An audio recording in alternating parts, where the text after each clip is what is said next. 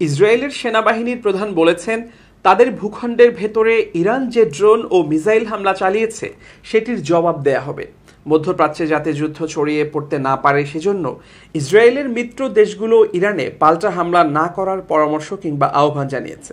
ইরানের হামলার পরিপ্রেক্ষিতে করণীয় ঠিক করতে প্রধানমন্ত্রী বেনিয়ামিন নেতানিয়াহু গত ২৪ ঘন্টার কম সময়ে দ্বিতীয়বারের মতো যুদ্ধকালীন মন্ত্রিসভার বৈঠক করেছেন।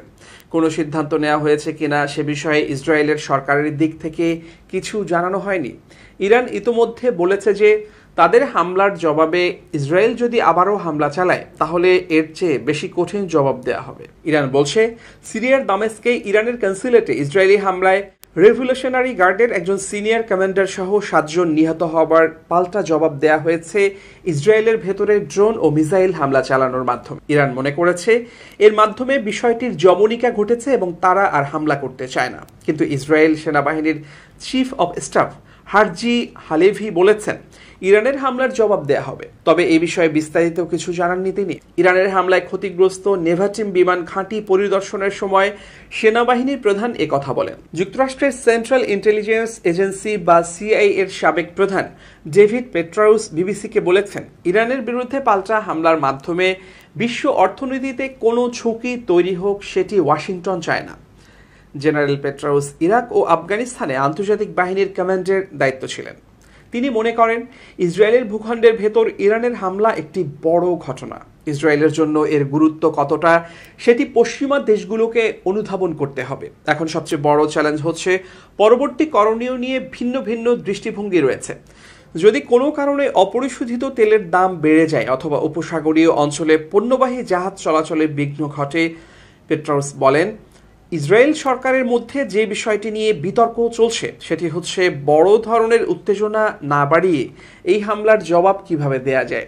ইসরায়েলে বেনিয়ামিন নেতানিয়াহুর নেতৃত্বে এই মুহূর্তে যে সরকার ক্ষমতায় আছে তাকে অনেকেই সে দেশের ইতিহাসের সবচেয়ে কট্টরপন্থী বা হার্টলাইন সরকার বলে বর্ণনা করে থাকেন। গত ৭ই অক্টোবর দক্ষিণ ইসরায়েলে হামাসের চালানো অতর্কিত হামলার জবাব দিতে ইসরায়েল সময় নিয়েছে মাত্র কয়েক ঘন্টা। তারপর ৬ মাসেরও বেশি সময় ধরে তারা একটানা গাজা ভূখণ্ডের তীব্র অভিযান চালিয়ে যাচ্ছে। মনে হচ্ছে গাজাকে যেন তারা প্রায় মাটির সঙ্গে মিশিয়ে দিতে চাইছে। পর্যবেক্ষকরা বলছেন, ইরানের প্রতি পাল্টা জবাব দেওয়ার জন্য ইসরায়েলের হাতে বেশ কিছু পন্থা আছে। তবে নেতানিয়াহু সরকার কোন ধরনের পন্থা ব্যবহার করবেন সেটি বোঝা মুশকিল। এদিকে বিশ্ব নেতারা ইসরায়েলকে সংযত থাকার আহ্বান জানিয়েছেন। ইরানের হামলার পর যুক্তরাষ্ট্রের প্রেসিডেন্ট জো বাইডেন ইসরায়েলের প্রধানমন্ত্রী বেনিয়ামিন নেতানিয়াহুর সঙ্গে টেলিফোনে কথা বলেছেন। তিনি বলেছেন, ইসরায়েলের নিরাপত্তার জন্য যুক্তরাষ্ট্র প্রতিশ্রুতিবদ্ধ। তবে যুক্তরাষ্ট্রের দিক থেকে এটিও জানানো হয়েছে যে ইসরায়েল যদি ইরানে পাল্টা হামলা চালায় তাহলে যুক্তরাষ্ট্র তাতে যোগ দেবে না। রোববার সাংবাদিকদের সাথে কথা বলার সময় প্রশাসনের একজন সিনিয়র কর্মকর্তা বলেছেন যে মিস্টার বাইডেন ইসরায়েলের প্রধানমন্ত্রী বেনিয়ামিন নেতানিয়াহুকে খুব সাবধানে এবং কৌশলীভাবে চিন্তা করতে বলেছেন।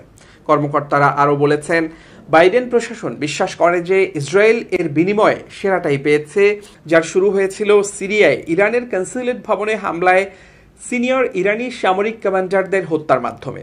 ইরান প্রতিশোধমূলক হামলা চালানোর সময় তাদের প্রায় ৯৯% ক্ষেপণাস্ত্র, ড্রোন এবং ক্রুজ ক্ষেপণাস্ত্র ভূপাতিত হয়েছিল বা বাধা দেয়া হয়েছিল, যা মার্কিন কর্মকর্তারা ইরানের ওপর ইসরায়েলি সামরিক শ্রেষ্ঠত্বের চিহ্ন হিসেবে দেখছে।